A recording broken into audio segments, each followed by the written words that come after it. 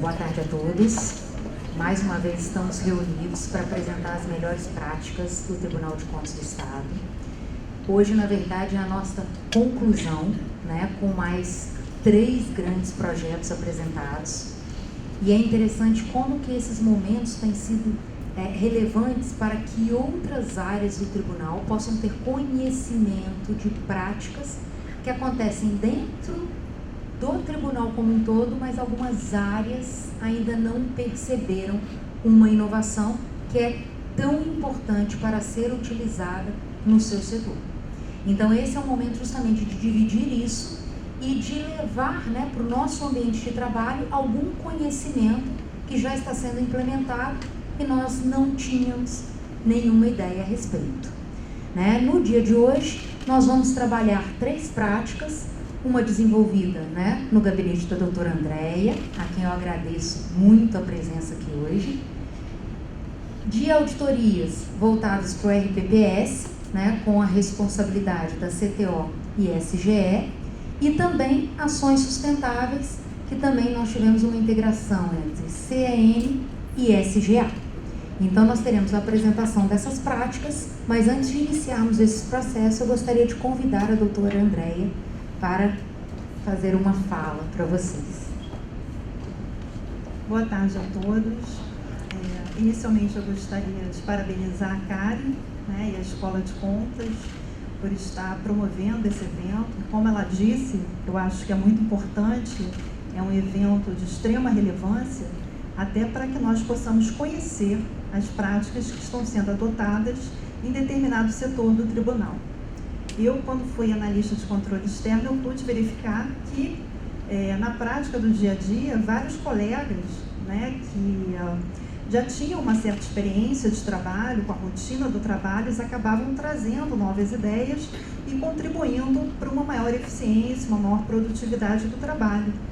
Só que eu reparava que isso ficava restrito num âmbito específico, num setor específico, e não era divulgado para os outros setores do tribunal. Então, eu acho que a importância desse evento é justamente para que os outros setores tenham conhecimento e possam aí adotar essas ideias inovadoras e que são bem-sucedidas.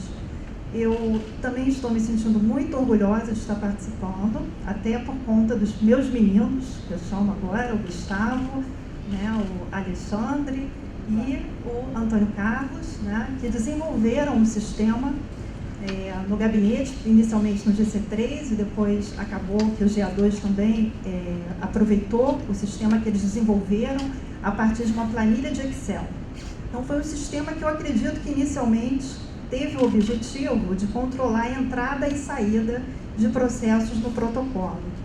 E hoje, esse sistema que eles desenvolveram, ele foi estendido para todo o gabinete. Eu uso o sistema como uma gestão de processos, é um sistema de gestão de processos. Então, não é um sistema apenas de controle de entrada e saída de processos.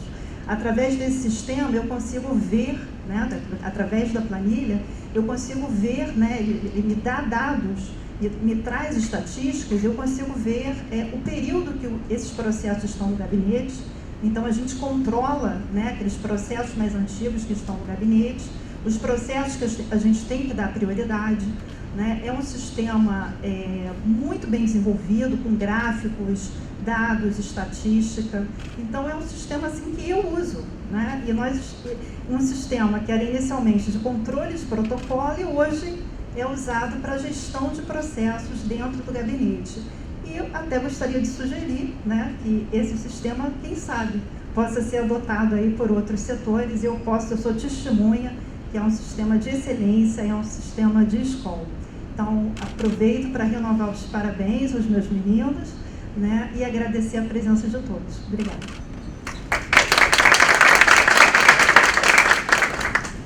Muito obrigada mais uma vez, doutora Andréia. E acho que agora nós podemos iniciar, né, as apresentações. Vamos convidar, então, a primeira equipe. Eu só gostaria, os meninos podem se posicionar, só gostaria de convidar a Rosa para fazer a apresentação da equipe. Bem, eu gostaria então de convidar os autores da prática, nomear para vocês que essa prática é de autoria do Carlos Gustavo Cavaco Campadelli, do Alexandre Vargas Pereira e do Antônio Carlos Pedro Neto.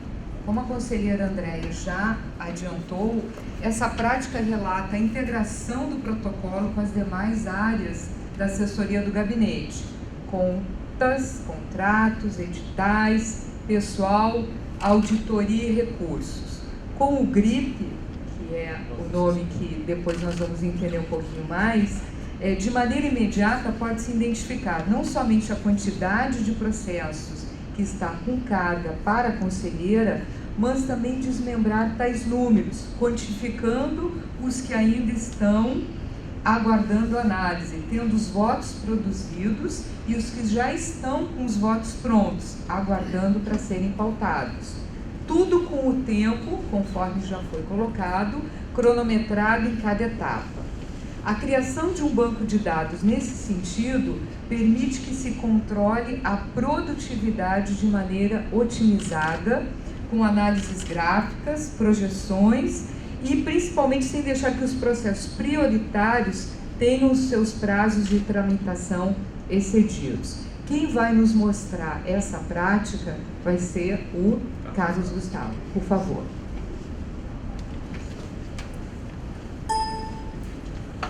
Boa tarde a todos. É uma honra muito grande fazer parte deste projeto e desta apresentação. Doutora Andréia, nossa conselheira, muito obrigado pela oportunidade de desenvolver este trabalho que atingiu um reconhecimento inimaginável em seu princípio. Eu, Carlos Gustavo, Alexandre Vargas e Antônio Carlos estamos aqui para apresentar o GRIP, uma ferramenta para o auxílio na gestão de rastreamento interno e produtividade de processos. Vou dar o play na apresentação.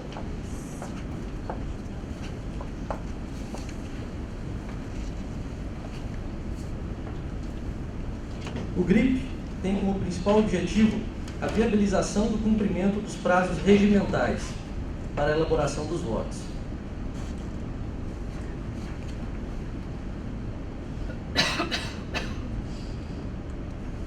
Vargas, volta um slide, por gentileza. Isso. A criação do GRIP foi fruto da solução de diversos problemas que apareceram em nossa jornada. Desafios que começaram a ser resolvidos com uma simples tabela de Word, posteriormente migrando para uma planilha de Excel e, com o passar do tempo, praticamente se transformando em um sistema. A sequência do trabalho pode ser representada por estes tópicos, os quais já tornam o GRIP uma ferramenta possível de ser aplicada em todos os gabinetes deste tribunal. Os 4 primeiros itens são trabalhos comuns a qualquer assessoria. Os 3 últimos são específicos e, no momento, estamos elaborando o controle de produtividade. Como dito na inscrição do trabalho no Prêmio Melhores Práticas, o nosso projeto estava em constante desenvolvimento e havia completado apenas o 2º tópico. Hoje, realizamos com sucesso todo o grupo comum e parte mais importante: o desenvolvimento das ferramentas de rastreamento interno, gestão do estoque processual, sincronização com o SCAP e adaptação aos processos digitais. Recém-concluída a reclassificação das áreas de trabalho, no momento estamos coletando dados para a realização do controle de produtividade e, em sequência imediata, estabeleceremos e acompanharemos as metas. Com o afastamento dos conselheiros e a fusão de suas equipes, passamos a ter a redistribuição dos processos. De 7 possíveis relatores, passamos para 5, sendo que em determinado período tivemos apenas 4. Além de uma concentração maior de processos por relator, o período de adaptação de toda a equipe a uma nova organização fez com que a produtividade caísse. A equação representada pelo aumento de processos por gabinete, somada a uma queda de produtividade, resultou em um estoque muito difícil de se controlar. Mais de 3.000 processos físicos estocados sem critério de controle de localização. Como organizar, rastrear e controlar a produção de 3.000 processos físicos dentro do gabinete? Foi aí onde tudo começou. A primeira etapa foi coordenada pelo nosso então chefe de protocolo, Augusto César. Ele solicitou que fizéssemos uma tabela de Word, na qual catalogamos todos os processos, numeramos prateleiras e armários e separamos os apensos, anexos ou volumes extras em outro ambiente, já que fisicamente era impossível armazenar tudo na sala destinada aos processos. Ressalta-se que este cadastro é de acesso a todos na assessoria. A mesma tabela que fornece informações para que o responsável da área escolha em qual processo trabalhar, já tem a localização física do mesmo. Menos trabalho e mais tempo para todos os setores envolvidos. Nesta imagem, podemos ver pequenas etiquetas com as numerações de colunas e prateleiras. E aqui, os volumes adicionais de cada processo. Esta foto é uma imagem atualizada, na qual temos aproximadamente 700 processos físicos principais, com carga para o gás. Imaginem quando tínhamos mais de 4 vezes essa quantidade, somente com anexos, apenas volumes adicionais. Uma adaptação também necessária foi a proibição do acesso de todos os servidores à sala dos processos. A partir deste momento, toda a movimentação interna passou a ser realizada através de guias de controle. Antes, o servidor ia ao armário e buscava o processo que gostaria de trabalhar. Nesta época, não havia o controle da localização dos autos dentro do gabinete. Passou-se a ser necessário um pedido formal ao setor de protocolo. Nesta imagem, exemplos das guias internas que registram tal movimentação dentro do gabinete. Estas guias formalizam as idas para armários, servidores de análise, devoluções para o local de votos prontos, encaminhamento para o responsável pela revisão e, por fim, a pauta, que configura a saída dos autos do gabinete.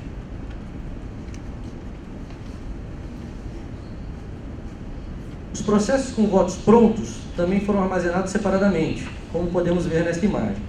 Aqui, por exemplo, estão somente os processos prontos da área de contas. Hoje, mais uma vez, imaginem quando tínhamos 4 vezes este volume no início. Tudo funcionava de maneira padronizada, até que tivemos uma reorganização da equipe. O nosso, então, chefe de protocolo deixou o setor e passou a integrar a equipe de contas. Com a liderança da área vaga, houve uma descentralização do poder e, neste caso, com a anuência da chefia geral da assessoria à época, tivemos mais liberdade para desenvolver o GRIP, modificando um controle estático e passando a ter um sistema dinâmico. No que tange ao rastreamento dos processos, mantivemos o controle físico, círculos amarelos na imagem, e acrescentamos um monitoramento digital, círculo verde. A partir de então, cada vez que um servidor de qualquer área produzia um voto, o nosso sistema identificava em uma busca automática pela rede. Diversos cronômetros também foram utilizados, contadores de dias para a permanência do processo com a carga no gabinete e em cada passagem dos autos nas mesas dos servidores. Quando o processo fica mais de 10 dias com o analista, um aviso vermelho aparece e podemos consultá-lo, se está tudo ok ou precisa de algum auxílio de terceiros. Nesta imagem, temos toda a tramitação interna do processo. A primeira coluna configura a localização de entrada, com a respectiva numeração do armário, da coluna e da prateleira. Na sequência, em vermelho, a contagem do prazo que tem como parâmetro os 30 dias regimentais. A primeira sequência de dupla de colunas brancas indica quem e quando começou a analisar o processo, contando também a quantos dias está com esta pessoa. Em seguida, ocorre a primeira varredura automática, que identifica na rede se o voto já foi elaborado. Imediatamente após, temos o registro da localização no armário de votos prontos e aguardando revisão. O mesmo ciclo é repetido para a revisão, com indicação de em revisão e revisados. Por último, também de maneira automática na rede, identificamos se o processo já foi importado para a pauta, que configura a carga de saída do gabinete. Para viabilizar a execução do controle automático de produção de votos, foi necessário alinhar com os servidores de todas as áreas apenas 2 coisas: a nomenclatura do arquivo e a pasta na qual ele é armazenado. Feito isso, como podemos ver na imagem, O rastreamento nos dá o momento em que o voto foi finalizado, acessado e quem foi o responsável por tal trabalho. Esta varredura automática é feita através de um único comando e simplifica muito o controle da produtividade. Uma vez que arrumamos a casa, passamos neste momento a ter noção da grandeza do problema. Centenas de processos com prazos excedidos. Como conseguir gerenciar este estoque? Através de um monitoramento constante de prazos por área, produções de voto e suas respectivas revisões, conforme veremos a seguir. Na parte superior do GRIP, nós temos uma tabela fixa de sincronização automática e constante, na qual segmenta a quantidade de processos por área e por prazos excedidos, separando-os em 4 faixas. Prazos excedidos a mais de 400 dias, entre 400 e 200 dias, entre 100 e 200 e até 100 dias. Com esta tabela, podemos direcionar o nosso extintor de incêndios e atacar as áreas mais críticas. Inicialmente, a análise de todas as informações levantadas pelo GRIP era realizada pela chefia da assessoria. Entretanto, com a última reestruturação da equipe, tivemos a liderança direta do chefe de gabinete da conselheira, que implementou novas políticas e procedimentos para o uso desta ferramenta. Atualmente, são gerados relatórios semanais para cada responsável de área, e o controle passou a ficar muito mais próximo de todos. Temos um dia da semana dedicado à análise de estoque e produção de cada área. Com o passar do tempo, cada vez mais o GRIP começou a ser utilizado, e com isso surgiram algumas questões que necessitavam aprimoramento. É válido ressaltar também que estes aprimoramentos foram feitos através de sugestões de toda a equipe. Por ser uma ferramenta desenvolvida por nós, ela pode ser totalmente personalizada. Com a equipe simultaneamente presente em andares distintos do prédio 50, parte no 5º e parte no 11º andar, havia entrada e saída de guias acontecendo nos 2 locais. Sem uma sincronização destes movimentos, o GRIP passou a ter uma deficiência em relação ao estoque real de processos, e isso precisava ser aprimorado. Como solução, passamos diariamente a fazer uma pesquisa no escape e inserimos tais dados em uma nova aba na planilha. Feito isso, comparamos os processos que estão no GRIP e não estão no escape e vice-versa. Para nossa surpresa, percebemos que o escape também apresentava suas falhas. Identificamos processos que estavam fisicamente conosco, mas que o escape não havia registrado a carga para o GA2.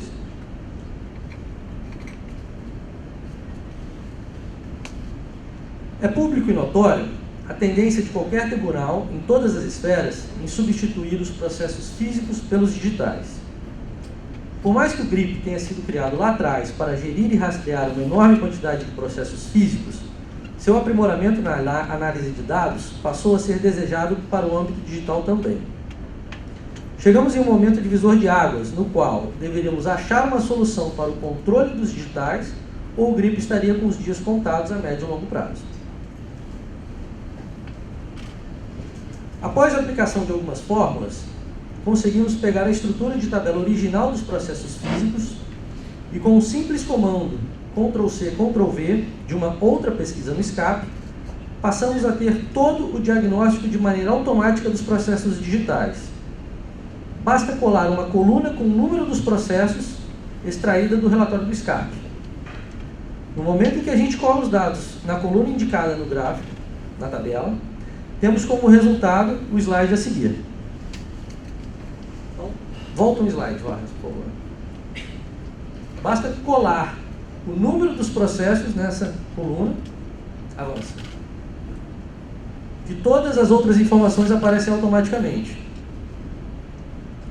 Uma classificação automática feita pelo sistema inicial, depois uma reclassificação feita por nós, a natureza do processo aparece automaticamente, quantos dias para o prazo, se o voto já foi elaborado, se está em revisão, se já foi importado, e todo o desmembramento de números em relação à quantidade de processos por área e fora do prazo, dentro de cada área.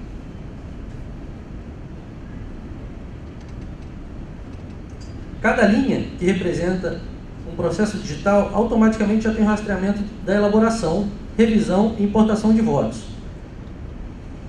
Com isso, finalizamos o desenvolvimento do GRIP, e ele pode ser utilizado em qualquer gabinete do TCE ou outro setor do tribunal.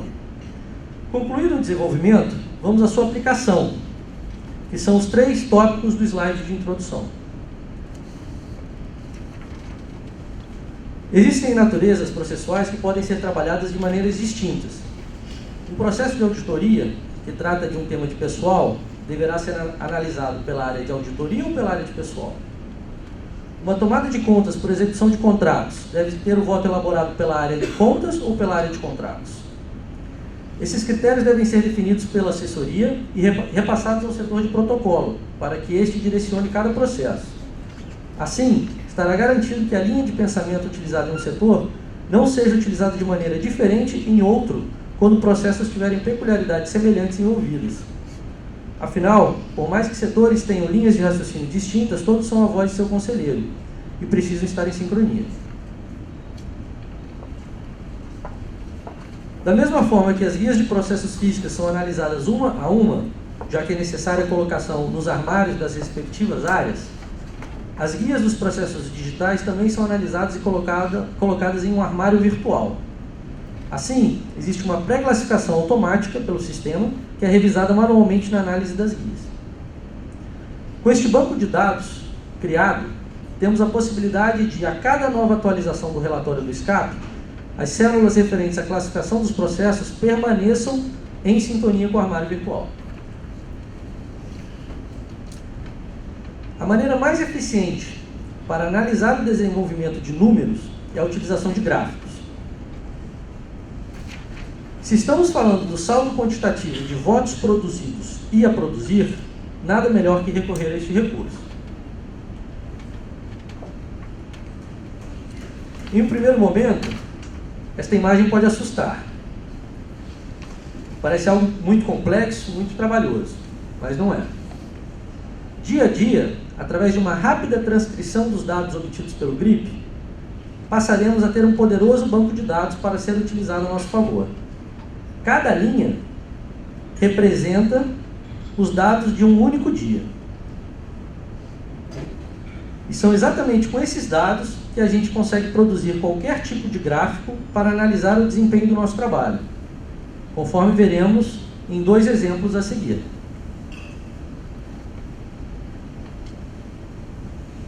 Acima, temos a análise de todas as áreas: contas, pessoal, contratos, auditoria e recursos, filtrada pela quantidade de processos com prazos excedidos a mais de 400 dias, com físicos à esquerda e digitais à direita. Este gráfico real mostra a produção e o direcionamento correto do trabalho nas áreas de pessoal, laranja, e contratos, cinza, ao longo de 3 meses. Entretanto, algo chama atenção para o trabalho nas áreas de contas, azul, e auditoria, amarelo, nos digitais. O que será que está acontecendo com o trabalho nestas áreas? Em um terceiro gráfico, verificamos que o volume de produção destas áreas não estava ruim. O que estava ruim era o direcionamento. Os processos mais antigos não estavam sendo analisados de maneira prioritária.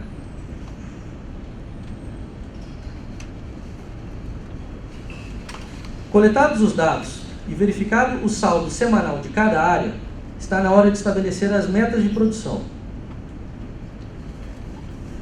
Chegou o momento mais importante do trabalho, que coroará todo o esforço até aqui: estabelecer as metas e acompanhar a produtividade das dezenas de servidores da assessoria do gabinete.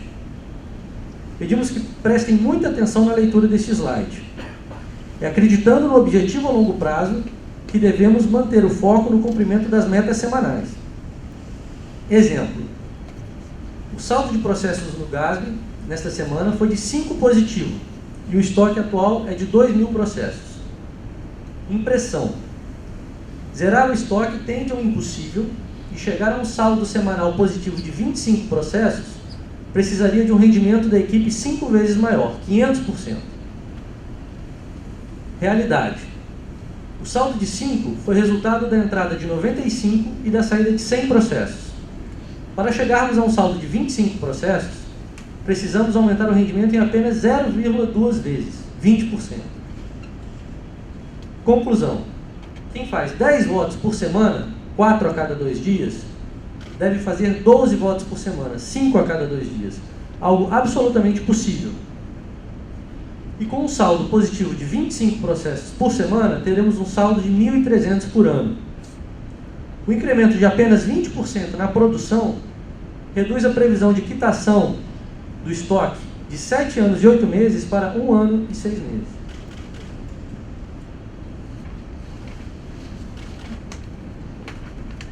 Saindo dos exemplos, vamos à realidade.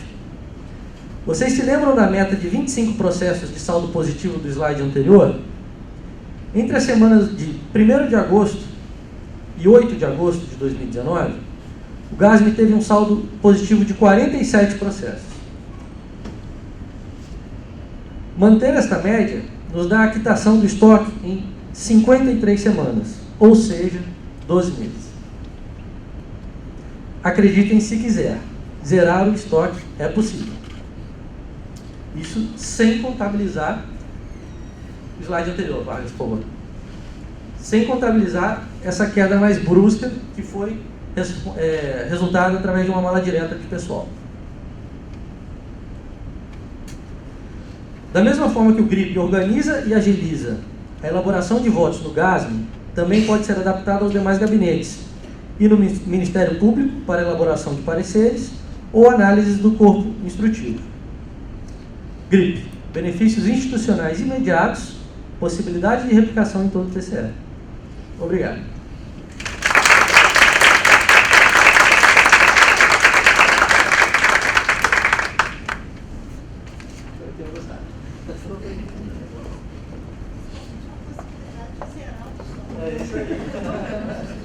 Eu acho que a gente pode pensar. Normalmente as perguntas, Karen, ficam no final, mas se alguém, a gente pode quebrar o protocolo. Se alguém quiser fazer alguma pergunta agora. Eu fiquei curiosa para saber como é que vocês fazem essa questão da sincronização com a rede, para saber quais votos já foram feitos, quais. Eu gostaria de saber como vocês fazem essa pesquisa na rede, para saber quais votos já foram elaborados. Como é que vocês conseguem colocar isso na planilha?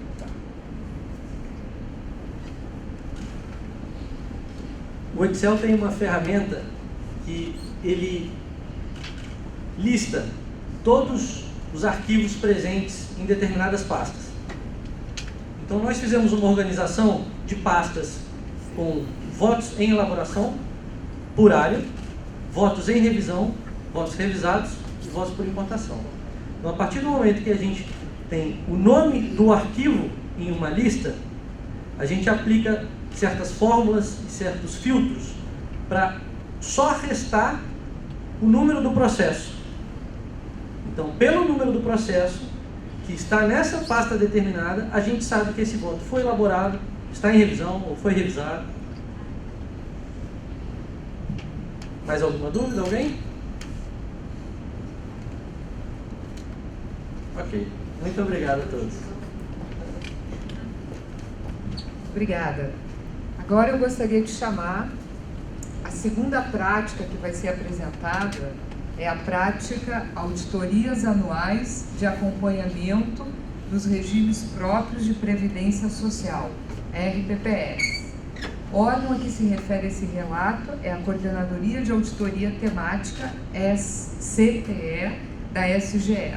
Os autores da prática, Thalita Dourado Schwarzer, Aride Paiva Fortes, Sabrina Reimbold Rezende e Jorge Alberto de Carvalho Marcolino.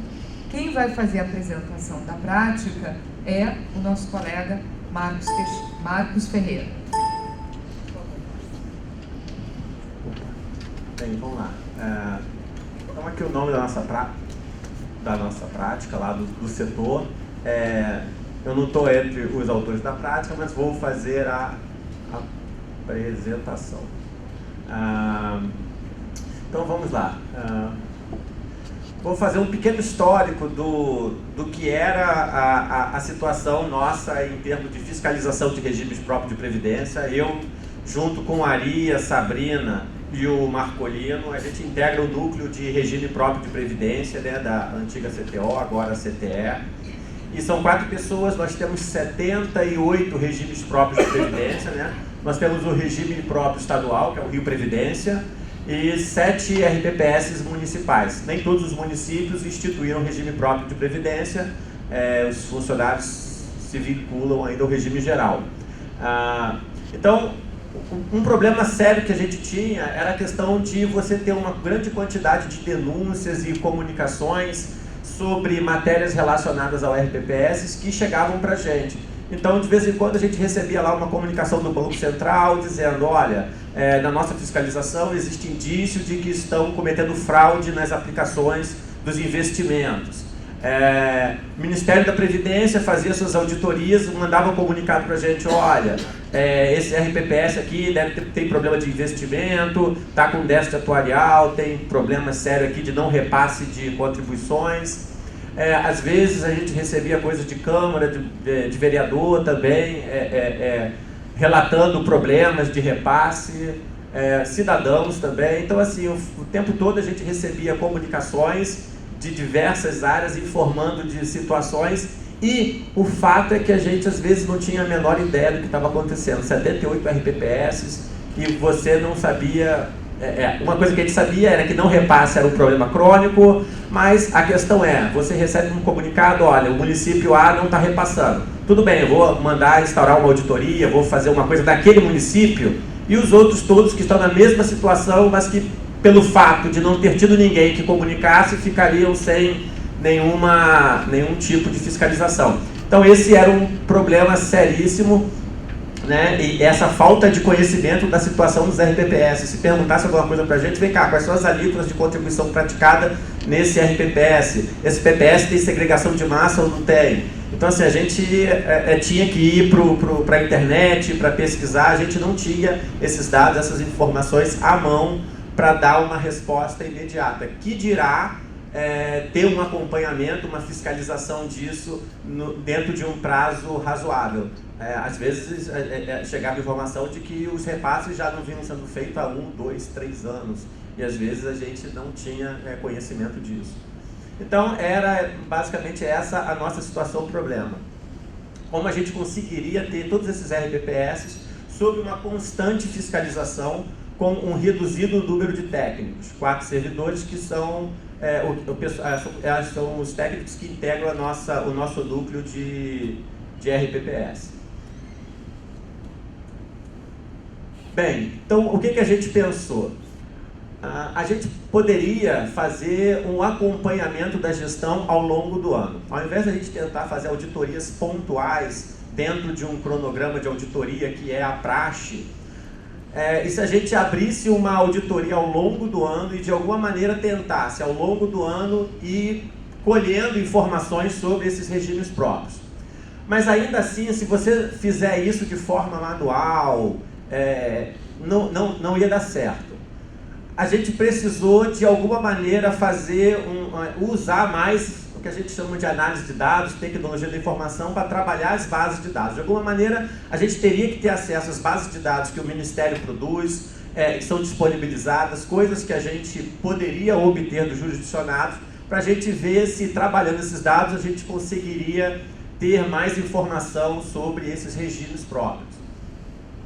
E outra coisa também que seria interessante é que se a gente pudesse disseminar essas informações que a gente fosse colhendo dos regimes próprios em painéis de informações e dashboards, para que esse conteúdo também ficasse disponível, por exemplo, para o pessoal que faz a instrução, as prestações de contas, isso seria um ganho muito bom para a gente, que vai direcionar o nosso trabalho de fiscalização, E também o pessoal de contas teria essas informações à mão, não precisaria também ir para a internet e um esforço muito grande para capturar esses dados, recuperar essas informações, muitas das vezes com um prazo muito exíguo, né? A análise de contas de governo, ela tem prazos muito pequenos, a pessoa não pode demorar muito para instruir. Então a ideia também é, se a gente conseguir capturar esses dados e de alguma forma trabalhar e disponibilizar isso para o pessoal de contas, ajuda a gente e ajudaria o pessoal de contas também.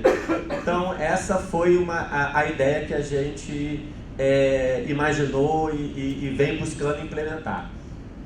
Bem, e aí eu falei para vocês o seguinte, a gente vai usar de auditoria de acompanhamento. Essa é uma modalidade de auditoria prevista no nosso manual. E, especificamente, a nossa implementação aqui para solucionar esse nosso problema, como é que a gente implementou isso? Uma primeira coisa que a gente percebeu é que a gente precisaria de ter uma comunicação mais rápida com os gestores de RPPS. A gente não consegue, às vezes, por processo, tramitar, ir a plenário, para mandar uma comunicação, para ele responder. Assim, isso não funciona, isso demora muito. A gente acabou de ver a apresentação, os processos, a gente sabe que demora a tramitação, é um volume muito grande de processo ainda, então isso é muito demorado. Então, uma coisa que a gente fez, a gente tem um e-mail institucional, rpps@tce, por meio do qual a gente faz a requisição para efeito dessa auditoria de acompanhamento. A gente requisita os arquivos que a gente precisa, os arquivos de dado, e eventuais documentos. Documentos a gente quase não pede nada. A gente vai ver que basicamente o que a gente pede são arquivos que o RPPS já tem que encaminhar para o Ministério agora da Economia, né? Antes o Ministério da Previdência. Então eles têm que produzir lá alguns dados que ele tem que mandar para o CADPREV. No computador dele fica um arquivinho XML e a gente pede o mesmo arquivo que ele tem que fazer o upload para alimentar o CADPREV Web, ele tem que encaminhar para a gente. Então a gente não impôs ao RPPS nenhuma tarefa adicional. A gente está pedindo o que ele já é obrigado a fazer. E aí o que acontece? A gente vai processando esses arquivos e outros, depois eu vou mostrar como é que a gente faz isso. Em 2017 foi o primeiro ano em que a gente elaborou essa proposta, esse trabalho, né, essa auditoria de acompanhamento.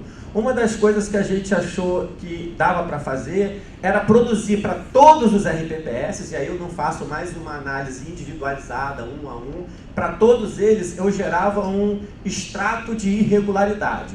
E a ideia é que nesse extrato a gente identificasse todas as não conformidades que aquele RPPS, que a gente identificou daquele RPPS com base na análise dos dados dele. Por exemplo, depois eu vou mostrar um exemplo, mas, por exemplo, o RPPS tem que aplicar no mercado percentuais em determinados tipos de ativos. Existe uma regulamentação do Conselho Monetário Nacional que diz, olha, você só pode aplicar 5% dos seus recursos em determinados fundos que são mais arriscados. Fundos menos arriscados, você pode aplicar mais. Então existe uma regulamentação e uma análise que a gente pode fazer de forma automatizada é se ele está violando ou não esses limites. Mas inicialmente, em 2017, nós chamamos isso de extrato de irregularidade, onde a gente colocava nesse documento apenas as não conformidades.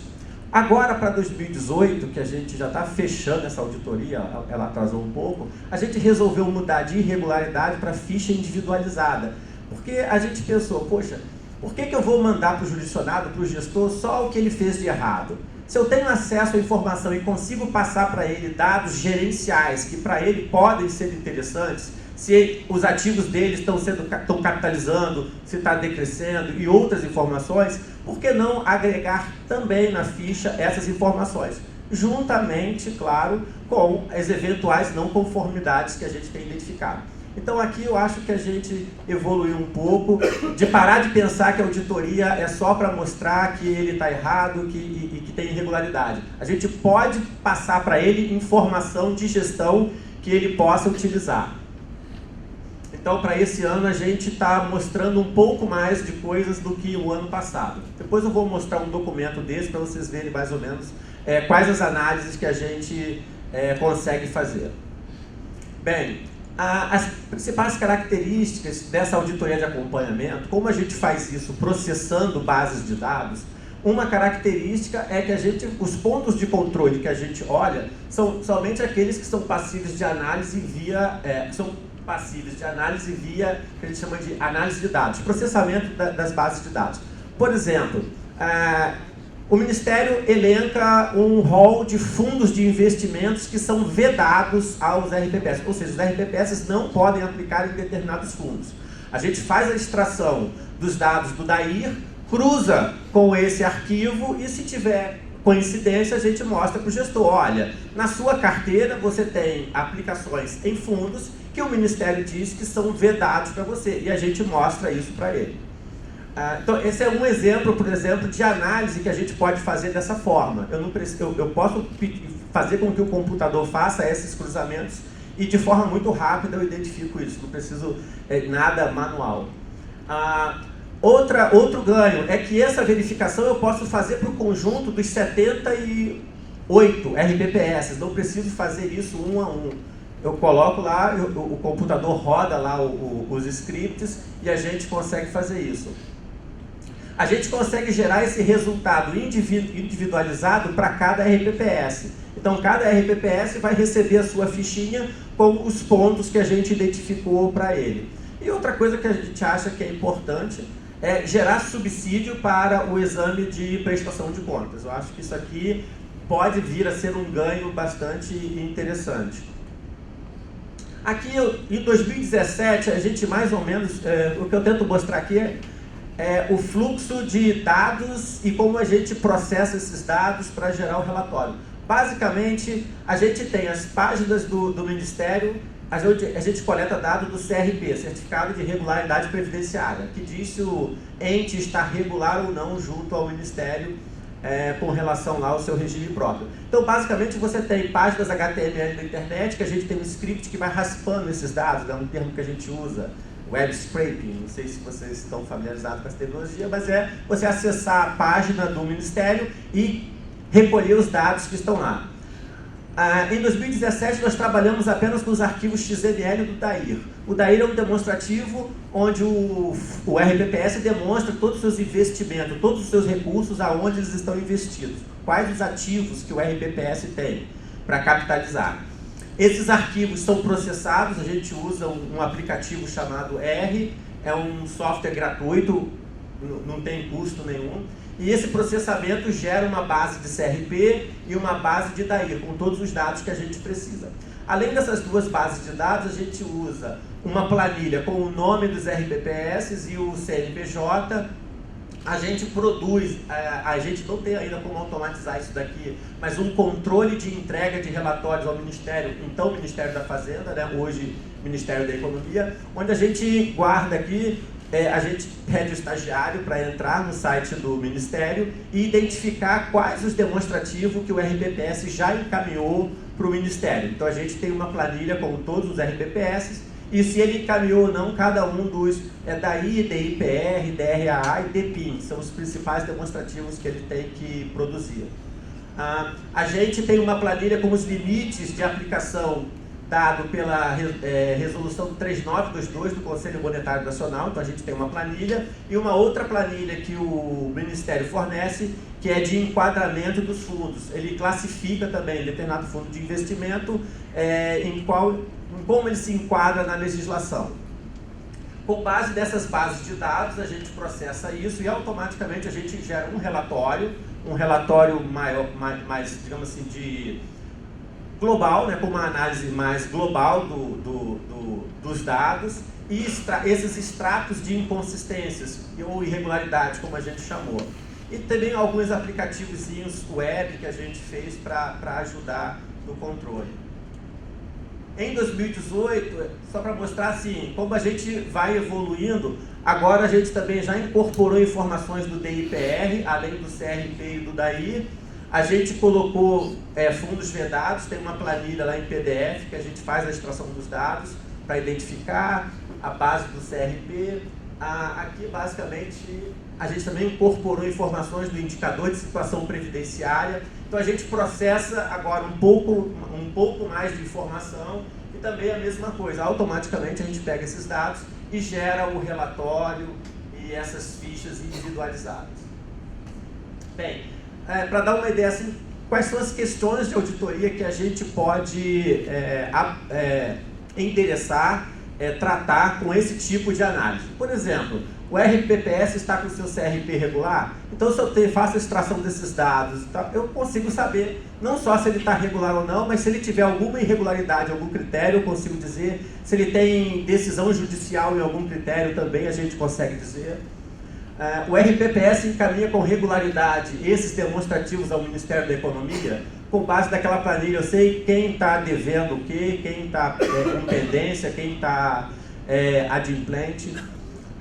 Se o RPPS está enquadrando corretamente suas aplicações, essa é uma outra verificação que pode ser feita. Se ele está realizando as aplicações, os investimentos em conformidade com os limites estabelecidos pela resolução.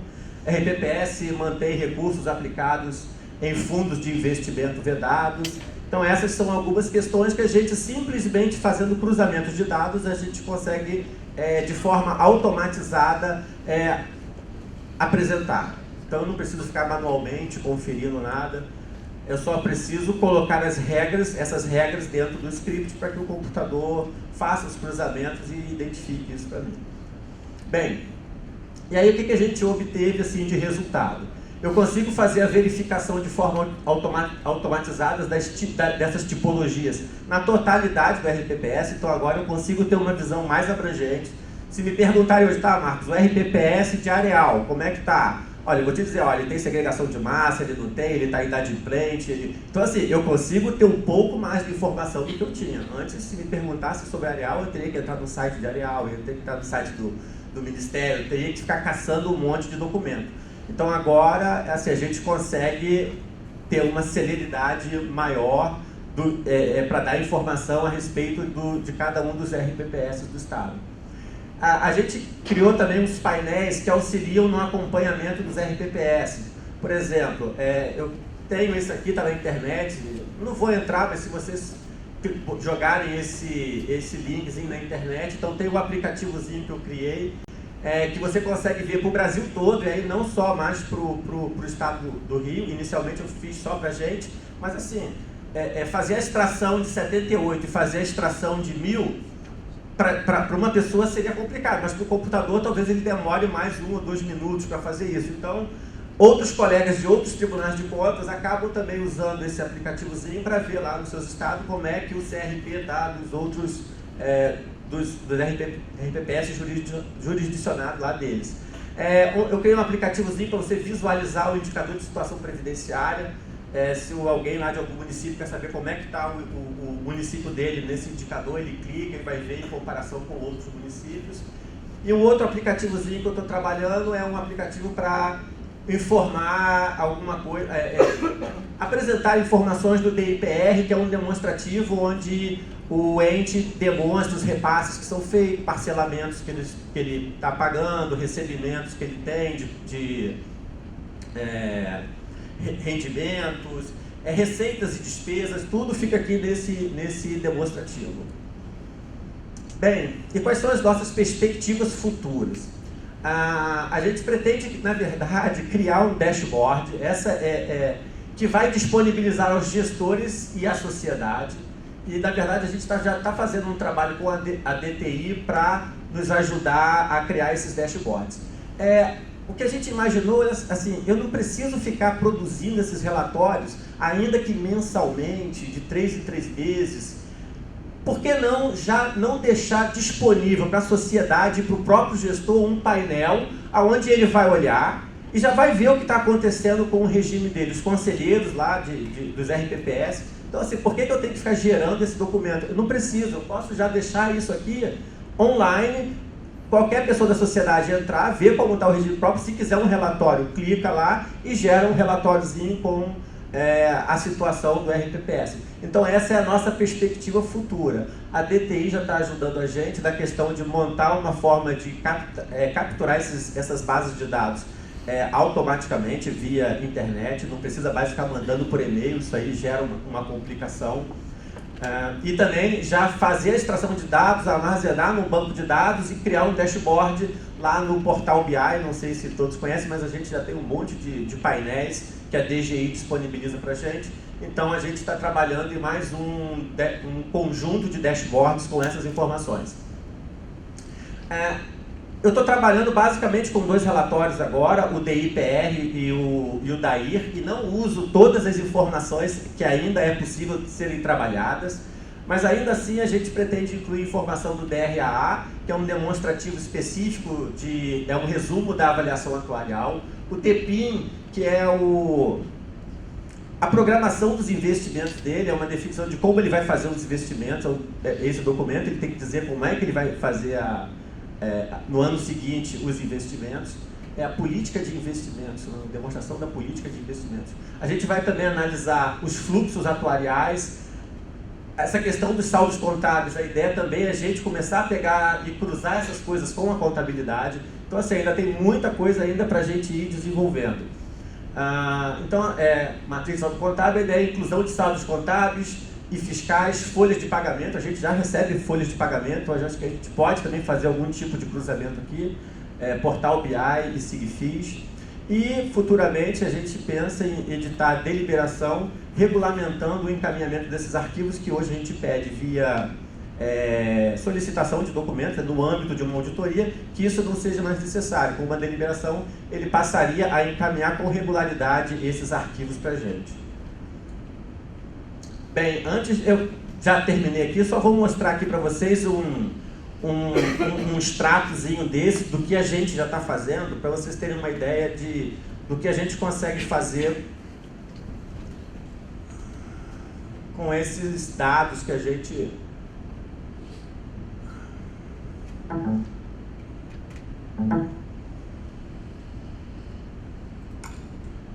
Vou pegar aqui um qualquer aqui.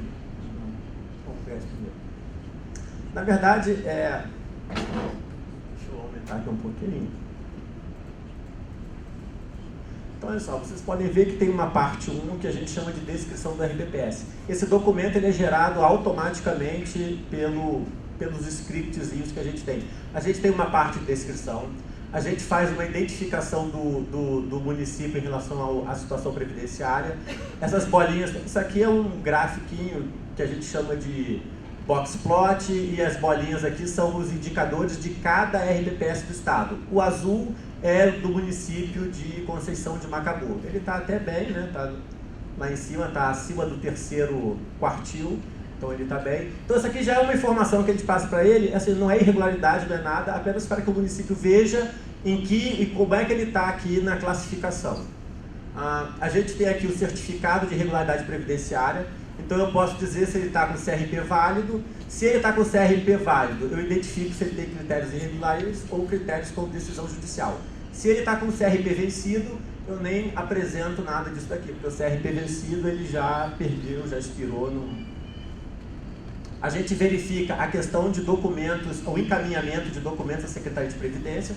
Isso aqui para a gente assim, é fundamental, porque se ele não manda o documento para a Secretaria de Previdência, a gente também não vai ter condições de ter esses dados. E se a gente não tem esses dados, a gente está, digamos assim, às cegas.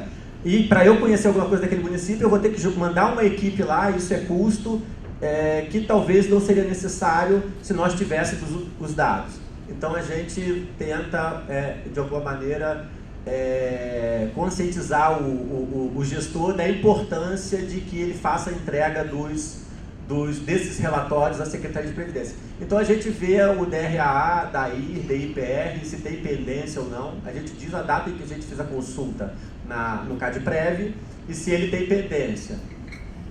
E isso de forma também automatizada, com base naquela planilha que o nosso estagiário lá faz para a gente. Com base nos dados que são extraídos do arquivo XML do DAIR. Então eu posso, primeira coisa, saber se ele encaminhou os arquivos que a gente pediu ou não. Outra coisa, a gente faz um gráfico da evolução da carteira de recursos. Tá? Aqui a gente diferencia, a legislação faz agora, mais recente, mudou recentemente, a gente tem o que eu estou chamando aqui de ativo bruto e líquido. O ativo bruto é tudo que ele coloca no DAIR. O ativo líquido, a legislação diz que para efeito de você calcular os limites, você tem que descontar as disponibilidades, os imóveis e ativos que são aportados ao RPPS. Basicamente, o que fica aqui são os investimentos que ele tem no mercado, em fundos de investimento, essas coisas. Isso aqui é importante que, por exemplo, o Rio Previdência tem um ativo gigantesco de royalties que, da forma como era, ele poderia pegar os recursos dele e aplicar praticamente tudo que ele tivesse de recursos em ativos ultra arriscados, ainda que a resolução do Conselho diga que é percentual pequeno, mas como a base de cálculo dele é gigantesca, ele poderia botar muito recurso em ativos muito mais arriscados, sem ferir a legislação, por conta de ter na base de cálculo dele ativos que inflam aí essa base. Outra coisa que a gente vê é o enquadramento dos fundos de investimento. O Ministério publica uma planilha que ele diz, olha, esse fundo de investimento aqui, ele está enquadrado no artigo 7º 4A da resolução. E o RPPS lá no DAIR enquadrou no 7.3A. Ou seja, ele está com um enquadramento diferente do que a secretaria disse que tem que ser. E aí a gente mostra para o RPPS, olha, dá uma olhada nisso aí, vê o que aconteceu.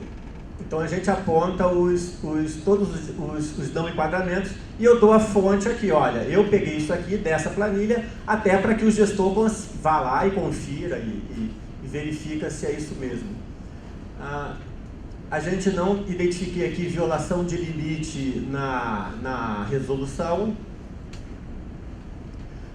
A aplicação também de limite acima do PL do fundo é um outro critério. O RPPS não pode aplicar num determinado fundo, não pode ter aplicado num fundo mais do que determinado percentual do patrimônio líquido do fundo. Outra coisa também, a aplicação em fundos de investimentos vedados, né? Existe uma lista que o Ministério divulga de fundos que o RPPS não pode aplicar. Por exemplo, nesse RPPS a gente identificou que ele está aplicando num fundo que, em princípio, não poderia aplicar. Informações do DAIR, tá? Aqui também é a mesma coisa, eu digo da onde é a fonte dos dados que eu estou usando. O DIPR, tá? Primeira coisa também é verificar se ele está encaminhando para a gente ou não.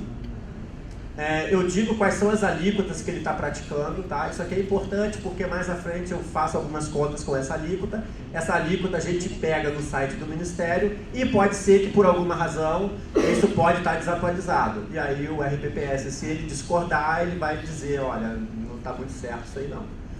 Uma coisa que a gente consegue fazer é fazer esse controle de devido e repassado, porque é a principal fonte de problemas na RPPS, é o não repasse de recursos.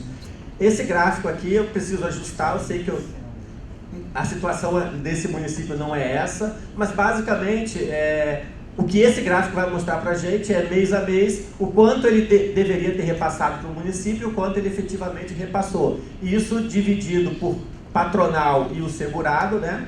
Contribuição patronal e do segurado, e às vezes quando ele tem segregação de massa, aparece o plano previdenciário e o plano financeiro. Nesse caso aqui ele não tem plano financeiro.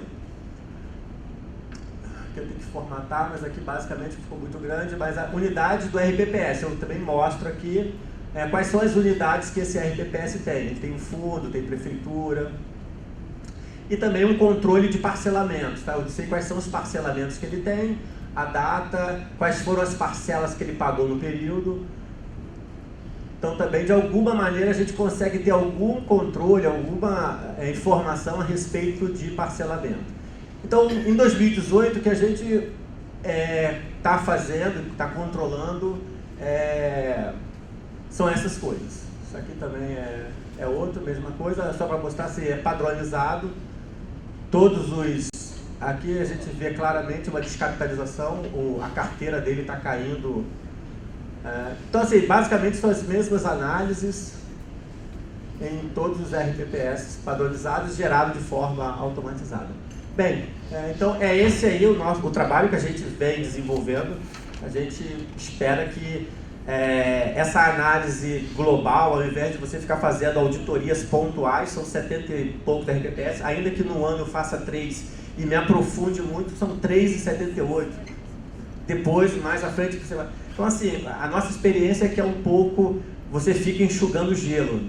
A gente está com bastante expectativa nesse tipo de abordagem, onde você faça isso de forma mais geral para todos os RPPS. E de uma forma ou outra, os RPPS acabam um falando com o outro e a gente tem percebido alguma melhora. A quantidade de CRP vencido vem diminuindo aos pouquinhos. Tem muita coisa ainda para fazer, mas é o segundo ano e a gente espera avançar mais. Obrigado.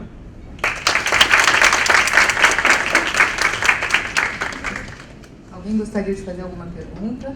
Eu só gostaria de pontuar, Marcos, que o tema dessa prática que foi certificada em dezembro continuou pulsando e culminou agora em julho com a realização de um seminário aqui no Tribunal sobre RPPS, em que a gente teve a oportunidade de ouvir colegas de outros tribunais e de outras instituições discutindo exatamente isso que o Marcos apresentou.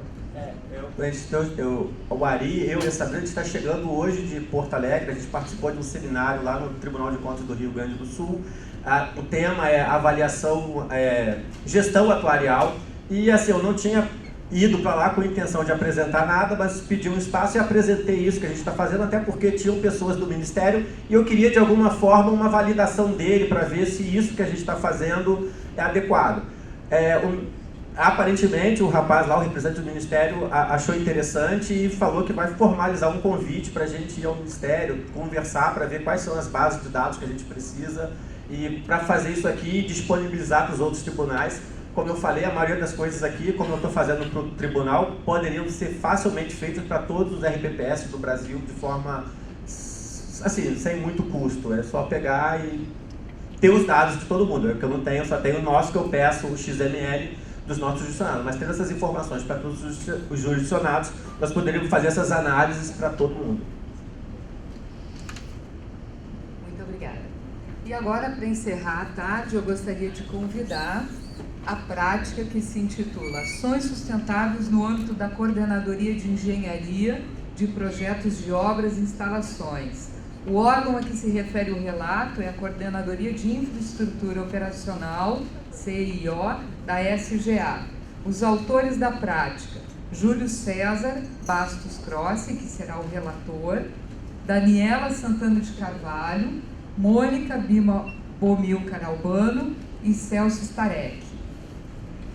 De forma rápida, eu diria que essa prática, ela significa a efetivação do Programa de Sustentabilidade, a reforma do Prédio 70, que foi inaugurado em 2016, que contemplou a manutenção das torneiras temporizadas, a instalação de caixas acopladas com duplo acionamento em todos os banheiros e o projeto de instalação do sistema de reuso de água cinza e aproveitamento da água da chuva, que a gente ouviu tanto ontem no seminário de sustentabilidade. Além de um projeto piloto de substituição de lâmpadas fluorescentes por lâmpadas de LED, medidas que ocasionaram os valores cobrados pelas concessionárias de água e de luz. Júlio, a palavra é tua.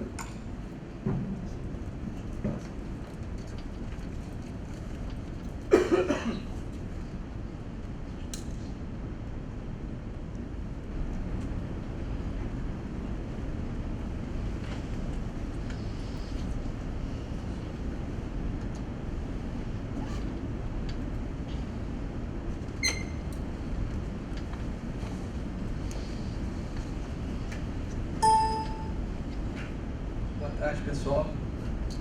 Boa tarde, conselheira, diretora.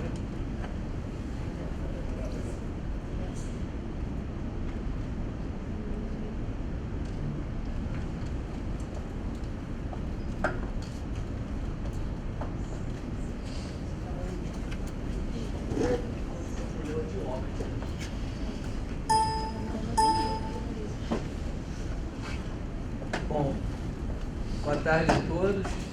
A ideia da apresentação é mostrar, eu vou mostrar novamente o trabalho que a gente vem fazendo desde 2007, né? Ontem o secretário de Planejamento comentou na abertura do evento que a gente vem atuando nas obras e trabalhando com esse foco em relação à sustentabilidade e ações que venham impactar em redução de energia e consumo de utilidades, né, nos nossos prédios. A gente, na realidade, teve um aumento da área edificada e aí esse aumento ocorreu de maneira progressiva, então a gente não tem todos os dados nas contas de energia e água, porque a gente não tem como comparar os nossos consumos, que ao mesmo tempo que eles foram reduzindo, as edificações foram aumentando, a área edificada foi aumentando, né? Então as contas elas ficam, elas variam, mudam de prédio de um para o outro. Teve prédio que a gente consolidou a entrada de energia, que é uma entrada só para o complexo inteiro, né, administrativo lá da Praça da República. Então a gente não tem nas contas de energia como fazer essa comparação. Então, aonde tem cálculos, eles foram feitos efetivamente em cima das unidades de consumo, né, dos dispositivos de consumo, no caso das luminárias. Então, em 2007, nós começamos a fazer, inicialmente, não tínhamos no mercado a lâmpada LED ainda com custo adequado, principalmente por causa da iluminação branca. O LED já existia, né? Mas a composição eletrônica da emissão de luz, ela não atingia uma luminosidade proporcional ou equivalente à das lâmpadas fluorescentes. Então, naquela época, a gente trabalhou com o retrofit das luminárias. Elas, quando a gente entrou aqui no tribunal, em 98, elas tinham fundo branco. Então, isso fazia com que a eficiência luminosa não fosse tão adequada. E a gente começou o trabalho tirando os defletores, que reduziam um pouco a emissão de luminosidade, fluxo luminoso, e mudamos os fundos para fundo refletivo, como é esse aqui, que vocês estão vendo. Então, lá em 2007, a gente já começou a fazer esse trabalho de maneira paulatina. Em paralelo, na questão do consumo de água, a gente optou pela utilização lá nas obras de reforma do prédio 70, nas primeiras obras, da utilização de torneiras temporizadas. Essas torneiras, elas mantêm o fluxo de água o suficiente para vocês molharem as mãos, né, ensaboarem, depois com elas sem fluxo, e voltar a enxaguar caso seja necessário um segundo acionamento. Então, esses tempos eles já são calculados pelos fabricantes, Dopol, Fabrimar, os grandes fabricantes já têm os tempos adequados para temporização durante o uso. Então, isso impactou na redução do consumo de água já a partir daquele ano. Esse aqui já é uma questão que foi o aprimoramento, né, das luminárias, na segunda etapa, depois das primeiras reformas, entre 2007 e 2012. Em 2013, a gente já começou a estudar a substituição das lâmpadas fluorescentes de 32 watts por 18. A gente reduziu quase aí a 50% o consumo, um pouco. Considerando a primeira lâmpada que a gente usava, a gente teve uma redução de mais de 50%. Chegou a trabalhar com a de 32 e depois a gente reduziu para a lâmpada de LED, que é essa que a gente tem aqui hoje. Então, a lâmpada com eficiência luminosa idêntica à da lâmpada fluorescente, só que com consumo de energia muito inferior. E aí nós fomos fazendo todas as reformas e adaptando os circuitos a essa nova realidade. Então, ela dá um conforto visual adequado, não esquenta como a lâmpada fluorescente, ela não produz uma dissipação de calor igual a lâmpada fluorescente. Então, acaba o conforto térmico dos ambientes também fica melhor preservado. nessas obras que a gente realizou no prédio 70, agora o projeto começou em 2014, a obra ela se realizou entre 2015 e 2016. A gente atuou na eficiência energética do prédio, também no sistema de refrigeração, que foi isso que foi apresentado aqui no trabalho, melhores práticas, e aí eu vou explicar um pouquinho mais onde nós atuamos, né? A gente melhorou toda a rede de duto de refrigeração, a gente fez um reforço no isolamento térmico e aumentou a eficiência, quer dizer, a gente perdeu menos ar frio sobre o forro, fazendo um reforço de todo o isolamento. A gente trocou os brises da fachada e, graças a Deus, isso foi feito tempestivamente, porque hoje nós estamos com 60% só da capacidade de água gelada no prédio, por uma questão de necessidade de retífica dos compressores, que eles foram instalados em 96. E a gente vem mantendo eles, os eixos de refrigeração, vem com bastante cuidado, mantendo muito bem esse equipamento, mas agora em 2019, no meio desse verão que a gente teve, nós perdemos 2 compressores por uso, né, por fadiga mecânica mesmo. E a gente terminou a retífica deles agora, em julho, no inverno. E graças a esses brises com preenchimento de poliuretano, diferente do antigo, que era oco, a gente conseguiu obter um isolamento térmico do prédio e conseguir trabalhar com ele a 60% da capacidade. Então, foi um ganho substancial. Outro ponto que a gente conseguiu melhora foi no último andar, né? O último andar é o 13º, o pessoal da SUI, que já trabalha lá há alguns anos, eles perceberam a diferença, eles tinham muito problema, a gente tinha aparelhos de janela ainda na varanda do 13º para poder reforçar a climatização do andar, porque a gente não tinha capacidade para climatizar com a quantidade de servidores que tinham lá.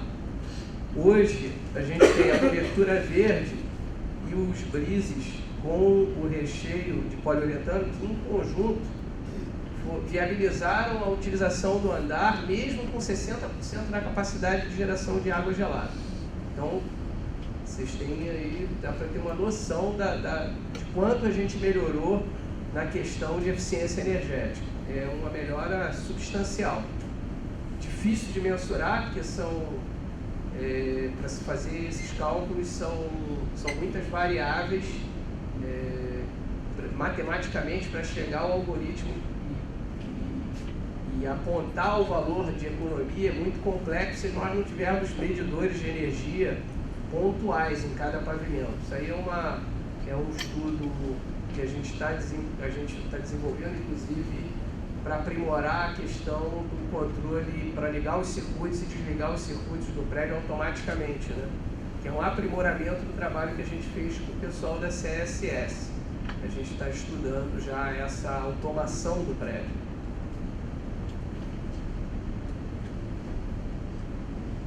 Voltando à questão de água, né, a gente aprimorou também nas obras de 2013 a 2017, a gente passou a utilizar as caixas acopladas. Nosso receio, no primeiro momento, era a durabilidade desses kits de descarga acoplada, mas nós fizemos um contato na época do projeto com alguns fabricantes e eles nos indicaram que seria possível resistir ao uso comercial.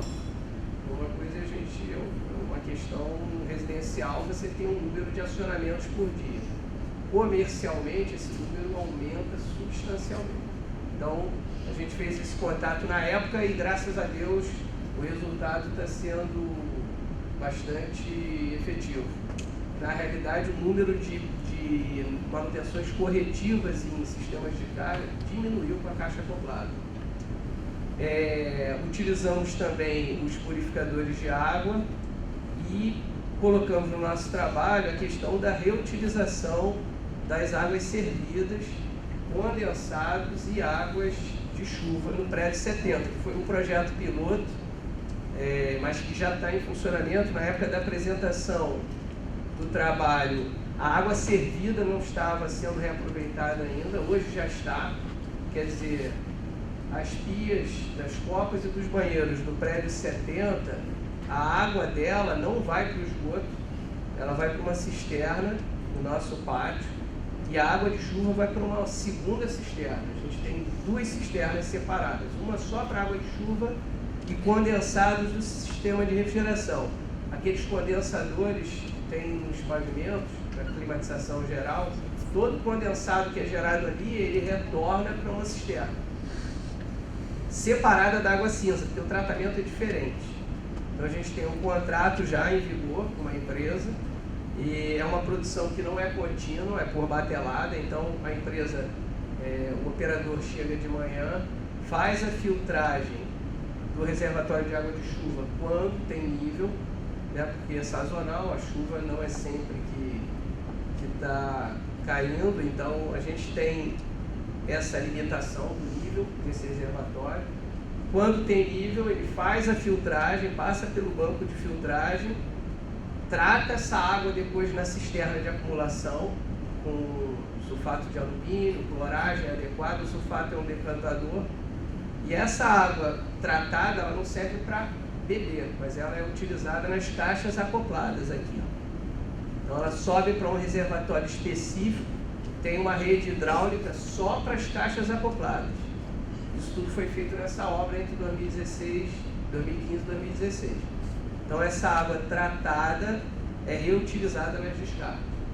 A decantação e a cloragem, elas são essenciais, porque quando a gente dá a descarga aqui, bactérias podem subir, né, na hora que a gente dá a descarga. Elas são microgotículos com bactérias, são jogadas no ambiente. Por isso que é sempre aconselhável dar a descarga com a tampa fechada. Então esse tratamento é um tratamento essencial para esse reuso. Por acaso o trigueiro, né, o trigueiro que teve ontem aqui, eu até comentei com a Luz. Eu vi uma reportagem dele no Bom Dia Rio sobre um sistema de filtragem idêntico ao nosso lá em Niterói. Num prédio em Niterói. Ele fez uma reportagem com a SRA, que foi a mesma empresa que instalou aqui no tribunal na época. Então, quem quiser um dia conhecer, nós estamos lá à disposição na Coordenadoria de Infraestrutura, né, que agora é infraestrutura, não é mais engenharia. E quem quiser conhecer melhor o sistema, a gente está à disposição lá. Bom, a questão das lâmpadas LED, esse é um aprimoramento que depois eu vou fazer na apresentação, né? Eu não quis mexer porque foi igual que foi apresentado. Mas vocês repararam que eu fui para a água e voltei para a lâmpada de novo. Mas como foi apresentado assim, eu não quis mexer. Já é a mesma apresentação do trabalho. Então agora a gente está falando das principais vantagens da utilização das lâmpadas LED em relação ao descarte. A Coordenadoria de Infraestrutura agora ela absorveu os serviços operacionais que eram da antiga CGA. Então, além de engenharia, manutenção, a gente está também coordenando as atividades de zeladoria, da zeladoria, quer dizer, limpeza predial e descarte de lixo. Então, agora, esse processo está do início ao fim na infraestrutura. Quer dizer, a gente gerava, ou ainda gera, porque no prédio 50, as luminárias ainda não são com LED. Essa implantação está em processo contínuo. A gente só está trocando as lâmpadas fluorescentes do prédio 50, que em 2014 não tinham um preço adequado ainda para serem substituídas, 2013, na época do projeto básico. Então foi orçado na época fluorescente e foi mantido. Então, paulatinamente, conforme elas estão queimando, a gente vem substituindo por lâmpadas de LED. O nosso estoque hoje é só de lâmpadas de LED. Então, eu ainda gero algum rejeito, né? algum lixo indesejável, que são reatores, lâmpadas fluorescentes com mercúrio, né? E esse tratamento das lâmpadas fluorescentes, ele está sendo dado no contrato de lixo. A gente tem uma empresa que recolhe essa lâmpada especificamente fluorescente para o descarte. Na verdade, a gente colocou no termo de referência qualquer tipo de lâmpada. Essa é uma vantagem agora, que a gente está eliminando o descarte desses reatores das lâmpadas. A emissão de mercúrio que o tribunal hoje faz para a natureza é mínima. E o que faz, o descarte está bem feito, quer dizer, está sendo feito de acordo com a norma. A redução do consumo de energia, que eu já comentei, que foi ao longo desses anos de 55%.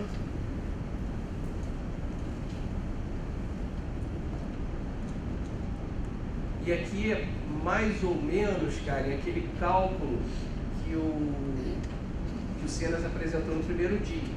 Aqui é um pouco menor o lucro, a economia mensal, porque a gente não contabiliza as horas que a lâmpada ficaria ligada à noite, né, que é um tempo maior.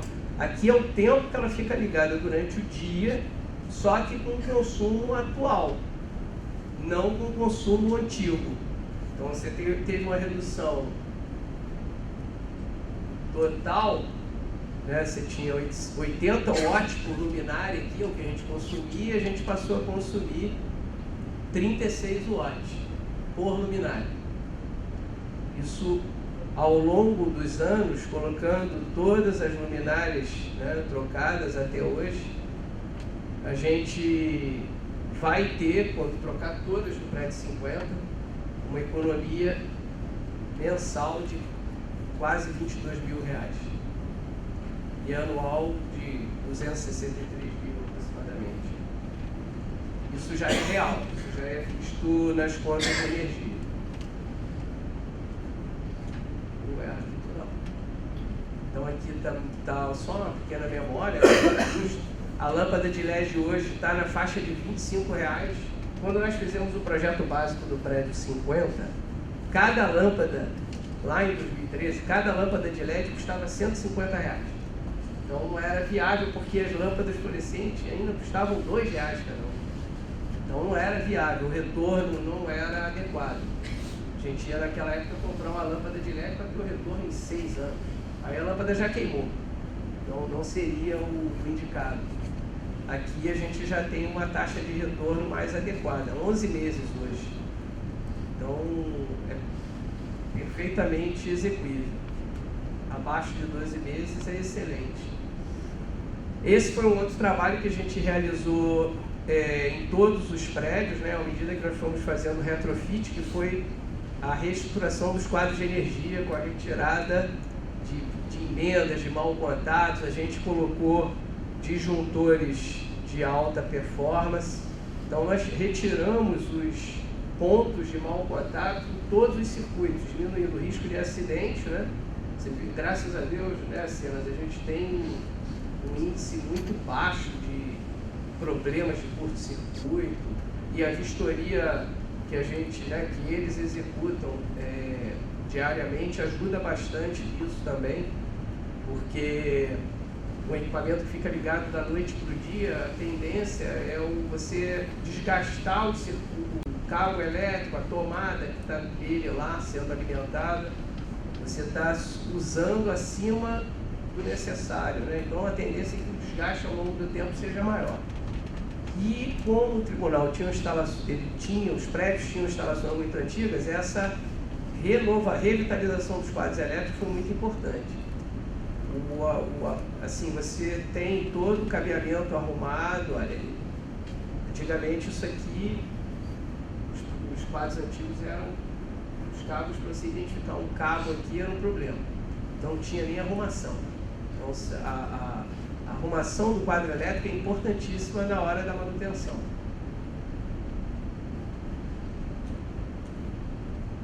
Esse aqui, a cobertura verde, né, só para ilustrar alguns pontos, né, lá no prédio 70,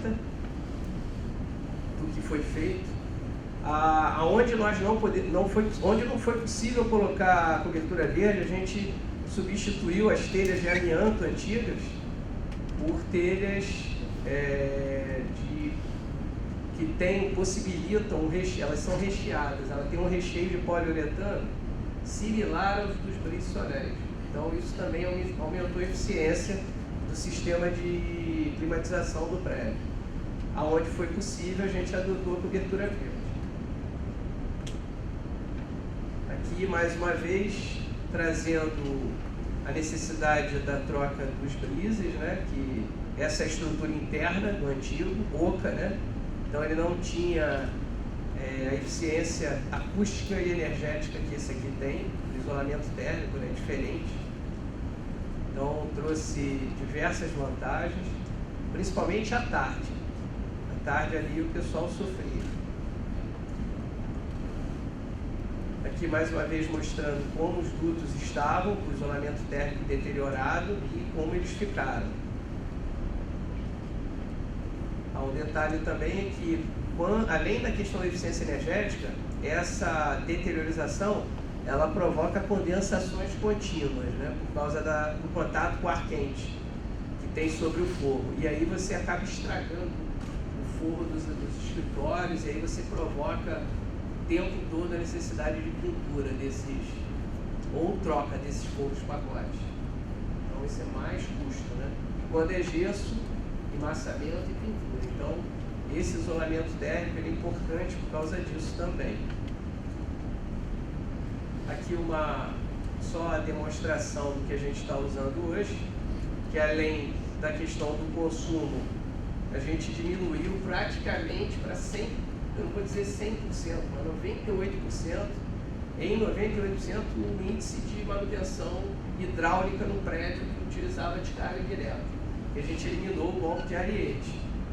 Então, um prédio com 15 andares, que é o caso do prédio 70, cada descarga que você dava, descarga direta nos andares do 6º para baixo, eram golpes muito grandes na tubulação e isso provocava incidência de rompimento das instalações. Esse aqui só a demonstração do tipo de torneira, que antigamente era uma torneira que, inclusive, não só pela questão do consumo, mas não foram poucas as vezes que a gente chegou no prédio, o prédio estava sem água, porque numa sexta-feira, às vezes uma torneira dessa que ficasse aberta, sem a vistoria, quer dizer, eram duas coisas que podiam acontecer. A torneira aberta e não ter a vistoria. Então isso fazia com que o prédio ficasse sem água, porque final de semana o tribunal não funciona. Então, se a segurança não faz a vistoria contínua e se a gente não troca a torneira por um sistema que fecha automaticamente, a possibilidade de ter alguma pessoa, são mais de 1000 funcionários, para uma torneira ficar aberta, custa. E era o que acontecia na prática. Foram várias vezes. Aqui é só uma ilustração do que era a instalação hidráulica antiga, com emendas, está vendo? Com tecnologias de instalações diferentes, porque toda a instalação hidráulica foi realizada nos prédios e as perdas foram retiradas. A gente tinha micro vazamentos em diversos lugares. E hoje você tem uma instalação hidráulica em local adequado, né? Em shafts adequados. Então, além da questão do aumento da vida útil, a gente retirou as perdas e diminuiu o índice de manutenção. É óbvio que zerar o índice de manutenção num prédio, em prédios que são comerciais e com taxa de utilização alta é praticamente impossível. Dizer para vocês nunca vai acontecer um problema, isso eu não posso, porque a gente está lá para resolver esses problemas. O que a gente tem feito é estudar rotinas para minimizar os problemas, diminuir a incidência deles, que é a engenharia de manutenção. E aí, esse é o final aí da nossa apresentação. Me coloco aí à disposição para alguma dúvida. Se tiver alguma dúvida aí, ou alguma curiosidade, estou à disposição. E quem quiser conhecer o sistema de filtragem, estamos à disposição.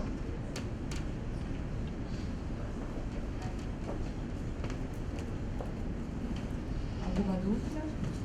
Então, Karen, vou passar o microfone.